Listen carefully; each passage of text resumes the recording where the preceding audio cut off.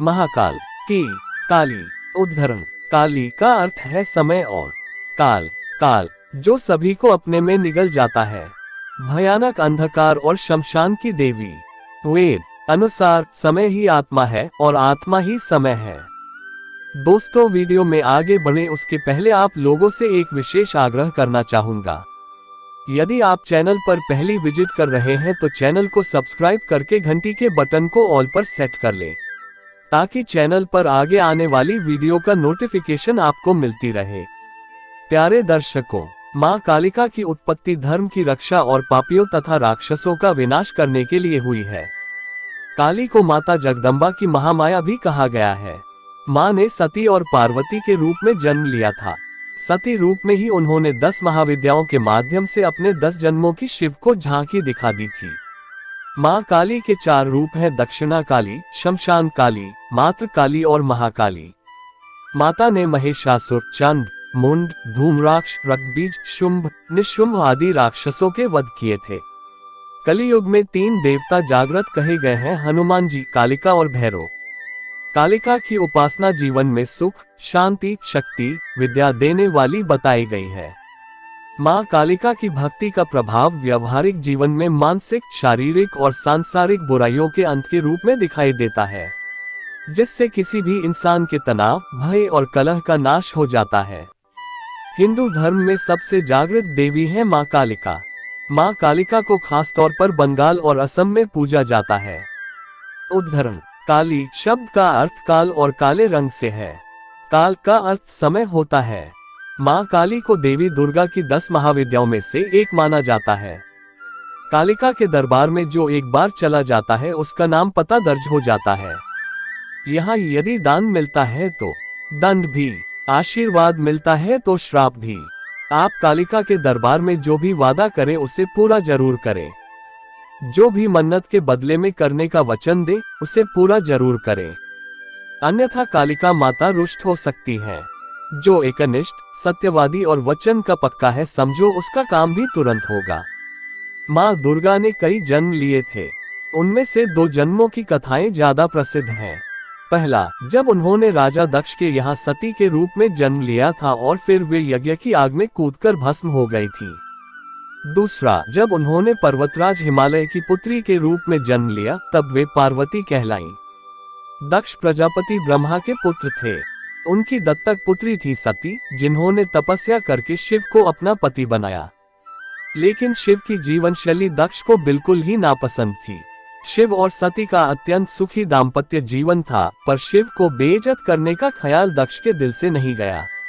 इसी मंशा से उन्होंने एक यज्ञ का आयोजन किया जिसमें शिव और सती को छोड़कर सभी देवी देवताओं को निमंत्रित किया था। जब सती को इसकी सूचना मिली तो उन्होंने उस यज्ञ में जाने की ठान ली। शिव से अनुमति मांगी तो उन्होंने साफ मना कर दिया। उन्होंने कहा कि जब हमें बुलाया ही नहीं है तो हम क्यों जाएं? सती ने कहा कि मेरे पिता हैं तो मैं तो बिन बुलाए भी जा सकती हूँ।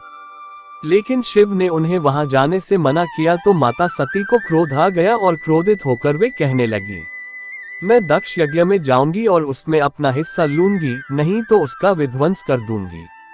वे पिता और पति के इस व्यवहार से इतनी आहत हुई कि क्रोध से उनकी आंखें लाल हो गईं। वे उग्र दृष्टि से शिव को देखने लगी।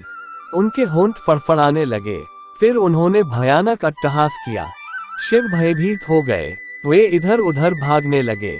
उधर क्रोध से सती का शरीर जलकर काला पड़ गया। उनके इस विकराल रूप को देखकर शिव तो भाग चले, लेकिन जिस दिशा में भी वे जाते वहां एक न एक भयानक देवी उनका रास्ता रोक देती। वे 10 दिशाओं में भागे और 10 देवियों ने उनका रास्ता रोका और अंत में सभी काली में मिल गईं। हारकर शिव सती के सामने आ खड़े हुए। उन्होंने सती से पूछा, कौन है ये? सती ने बताया, ये मेरे 10 रूप हैं। आपके सामने खड़ी कृष्ण रंग की काली है। आपके ऊपर नीले रंग की तारा है। पश्चिम में छिन्न मस्ता, बाएं भुवनेश्वरी, पीठ के पीछे बगला मुखी, पूर्व दक्षिण में द्युमावती, दक्षिण पश्चिम में त्रिपुर सुंदरी, पश्चिम उत्तर में मातंगी तथा उत्तर पूर्व में षोडशी है। और मैं खुद भैरवी रूप में अभयदान देने के लिए आपके सामने खड़ी हूँ। माता का ये विकराल रूप देख शिव कुछ भी नहीं कह पाए और वे दक्ष यज्ञ में चली गईं। 10 महाविद्याओं में से साधक महाकाली की साधना को सबसे शक्तिशाली और प्रभावशाली मानते हैं, जो किसी भी कार्य का परिणाम तुरंत देती है। साधना को सही तरीके से करने से साधकों को अष्टसिद्धि प्राप्त होती है। काली की पूजा या साधना के लिए किसी गुरु या जानकार व्यक्ति की मदद लेना जरूरी है। महाकाली को खुश करने के लिए उनकी फोटो या प्रतिमा के साथ महाकाली के मंत्रों का जाप भी किया जाता है। इस पूजा में महाकाली यंत्र का प्रयोग भी किया जाता है। इसी के साथ चढ़ावे आदि की मदद से भी मां को खुश करने की कोशिश की जाती है।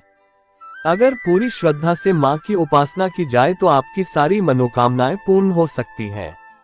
अगर मां प्रसन्न हो जाती है तो मां के आशीर्वाद से आपका जीवन बहुत ही सुखद हो जाता है। दुर्गा के 9 रूपों में 7वां रूप है देवी कालरात्रि का, इसलिए नवरात्र के 7वें दिन मां कालरात्रि की पूजा होती है। कालरात्रि माता गले में विद्युत की माला धारण करती हैं।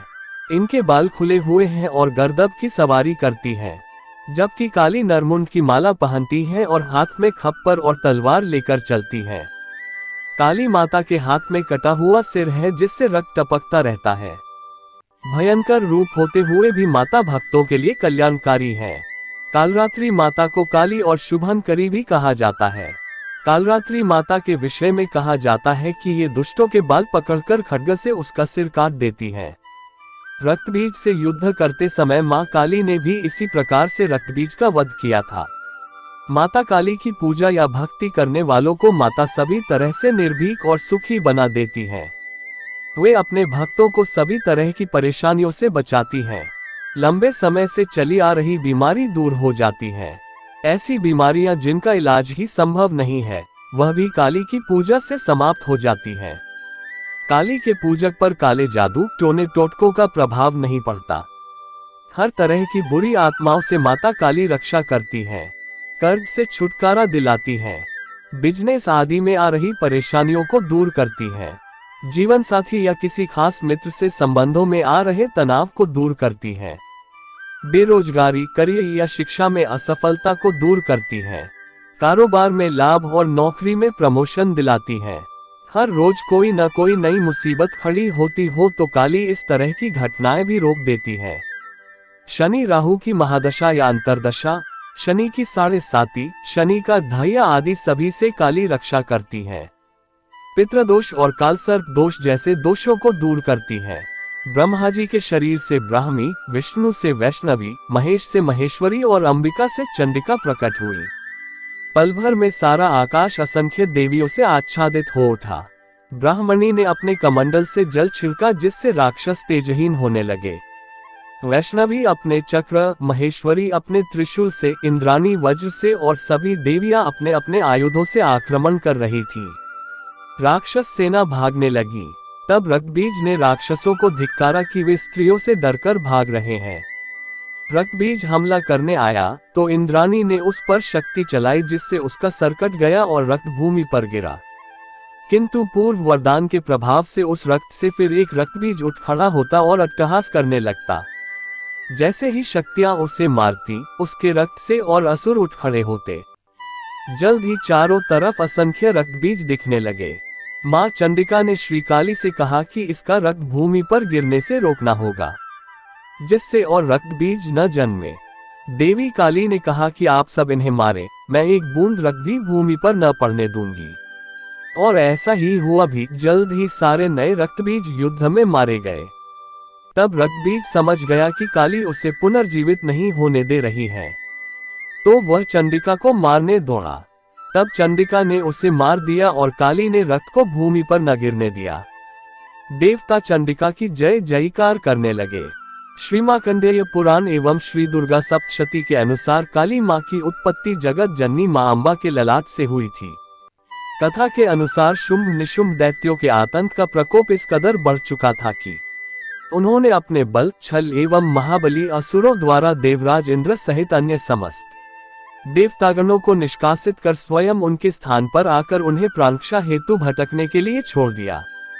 दैत्यों द्वारा आतंकित देवों को ध्यान आया कि महिषासुर के इंद्रपुरी पर अधिकार कर लिया है। तब दुर्गा ने ही उनकी मदद की थी। तब वे सभी दुर्गा का आह्वान करने लगे। उनके इस प्रकार आह्वान से देवी प्रकट हुई एवं शुंभ निशुंभ के अति शक्तिशाली असुर चंड तथा मुंड दोनों का एक घमासान युद्ध में नाश कर दिया। चंड मुंड के इस प्रकार मारे जाने एवं अपनी बहुत सारी सेना का संहार हो जाने पर दैत्यराज शुंभ ने अत्यधिक क्रोधित होकर अपनी संपूर्ण सेना को युद्ध में जाने की आज्ञा दी तथा कहा कि आज 86 उदयुध नामक दैत्य सेनापति एवं कंबू दैत्य के 84 सेनानायक अपनी वाहिनी से घिरे युद्ध के लिए प्रस्थान करें। कोटिवीर्य कुल के 50, धौम्र कुल के 100 असुर सेनापति मेरे आदेश पर सेना एवं कालक, दौर्हृद, मौर्य व कालकेय असुरों सहित युद्ध के लिए कूच करें। अत्यंत क्रूर दुष्टाचारी असुर राज शुंभ अपने 7 सहस्र असुरों वाली महासेना लेकर चल पड़ा। उसकी भयानक दैत्य सेना को युद्धस्थल में आता देखकर देवी ने अपने धनुष से ऐसी टंकार दी कि उसकी आवाज से आकाश व समस्त पृथ्वी गूंज उठी। पहाड़ों में दरारें पड़ गईं। देवी के सिंह ने भी दहाड़ना प्रारंभ किया। फिर जगदम्बिका ने घंटे के स्वर से उस आवाज को दुगना बढ़ा दिया। धनुष, सिंह एवं घंटे की ध्वनि से समस्त दिशाएं गूंज उठी। भयंकर नाद को सुनकर असुर सेना ने देवी के सिंह को और मां काली को चारों ओर से घेर लिया। तदुपरांत असुरों के संहार एवं देवगणों के कष्ट निवारण हेतु परमपिता ब्रह्मा जी, विष्णु, महेश, कार्तिकेय, इंद्र आदि देवों की शक्तियों ने रूप धारण कर लिए एवं समस्त देवों के शरीर से अनंत शक्तियां निकलकर अपने पराक्रम एवं बल के साथ मां दुर्गा के पास पहुंची। तत्पश्चात समस्त शक्तियों से घिरे शिव जी ने देवी जगदम्बा से कहा, मेरी प्रसन्नता हेतु तुम इस समस्त दानव दलों का सर्वनाश करो। तब देवी जगदम्बा के शरीर से भयानक उग्र रूप धारण किए चंडिका देवी शक्ति रूप में प्रकट हुई।